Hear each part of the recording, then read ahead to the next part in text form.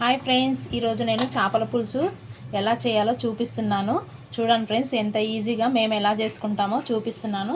చూసేయండి ఫ్రెండ్స్. ఇక స్టవ్ వెలిగించుకొని కడాయి పెట్టేసుకుందామండి. ఇప్పుడు దీంట్లో మనం ఆయిల్ వేసుకుందాం. ఒక 3 స్పూన్స్ ఆయిల్.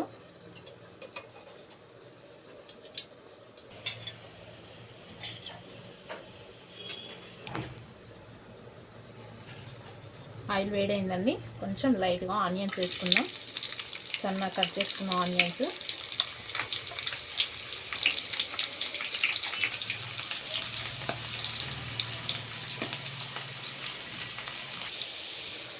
ఇప్పుడు ఆనియన్ పేస్ట్ వేస్తున్నానండి. ఇది నేను కాల్చుకొని మెత్తగా మిక్సీ చేసుకున్నానండి. ఆ పేస్ట్ వేస్తున్నాను దీంట్లోకి. అలా కాల్చుకొని మెత్తగా మిక్సీ పట్టుకోండి. చాలా టేస్ట్గా ఉంటుంది, బాగుంటుంది కాల్చుకుంటే. ఆనియన్ పేస్ట్ మగ్గిందండి, పచ్చివాసన పోయింది. ఇప్పుడు టమాటా పేస్ట్ వేసుకున్నాను. ఇది కూడా కాల్చి నేను మిక్సీకి పట్టేసుకున్నాను మెత్తగా.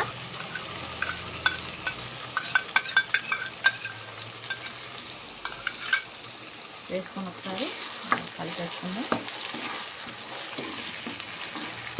ఇది కూడా పచ్చివాసన పోయిందాక కొద్దిగా వేగనిద్దామండి. టమాటా మగ్గుతుందండి. ఇప్పుడు దీంట్లోకి కొద్దిగా కరివేపాకు, కట్ చేసి పెట్టుకున్న పచ్చిమిర్చి వేసుకొని ఒకసారి కలిపేసుకుందాం.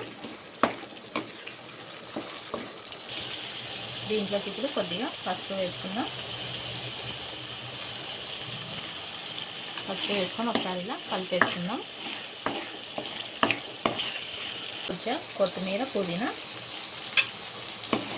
వేసుకొని ఒకసారి కలిపేసుకుందాం.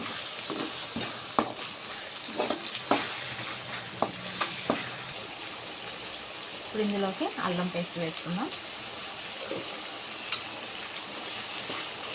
వేసుకొని ఒకసారి మొత్తం కలిసే వరకు కలుపుకుందాం.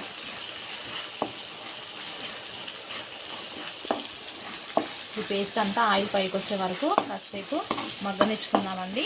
అప్పుడు టేస్ట్ బాగా వస్తుంది. చూడండి, మగ్గిపోయింది, ఆయిల్ అంతా పైకి వచ్చింది. ఇప్పుడు దీంట్లో మనం కారం వేసుకుందాం.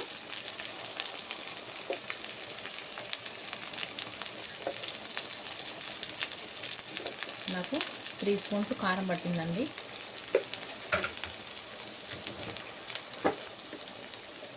కొద్దిగా కల్లులుప్పు,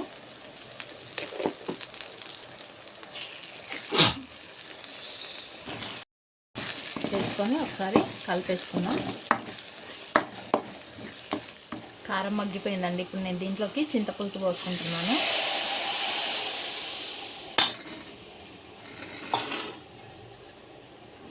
పోసుకొని ఒకసారి కలుపుకుందాం. ఇప్పుడు సరిపడా వాటర్ పోసుకుందాం గ్రేవీకి. కొద్దిగా ధనియాల పొడి,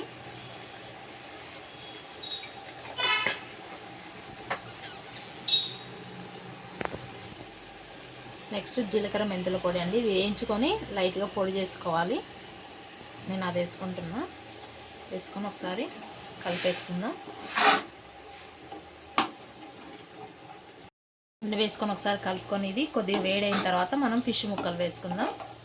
చూడండి, ఇది మరుగుతుంది చూడండి. ఇప్పుడు దీంట్లో మనం కొత్తిమీర, పుదీనా వేసుకుందాం. కొద్దిగా వేసుకొని కలుపుకొని ఇప్పుడు దీంట్లో మనం ఫిష్ ముక్కలు వేసుకుందాం. చూడండి, మరుగుతుందండి. ఇప్పుడు ఒక్కొక్క పీస్ వేసుకుందాం దీంట్లో.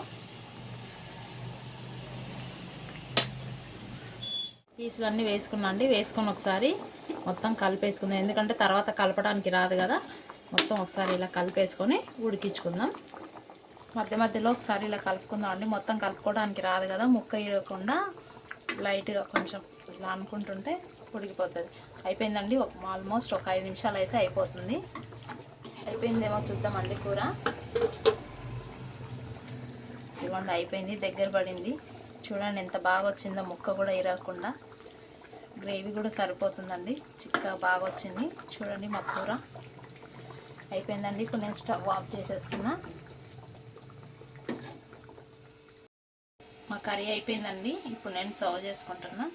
చూడండి పీస్లు ఎంత బాగా వచ్చిందో మా కర్రీ. చూడండి ఒక్క ముక్క కూడా ఏరకుండా. ఇదిగోండి మా చేపల కూర రెడీ అయిందండి. చూడండి ఎంత బాగుందో, ముక్క ఇరగకుండా నీట్గా ఎంత బాగా వచ్చిందో చూడండి. పులుసు తింటే చాలా బాగుంటుందండి. మీరు కూడా ఒకసారి ఇలా ట్రై చేయండి, చాలా బాగుంటుంది. సింపుల్గా చేసుకోవచ్చండి. మీరు కూడా ఒకసారి ట్రై చేసి ఎలా వచ్చిందో కామెంట్ బాక్స్లో కామెంట్ చేయండి. ఓకేనా ఫ్రెండ్స్? మా వీడియో నచ్చితే ఒక లైక్ చేయండి, సబ్స్క్రైబ్ చేయండి. Bye friends.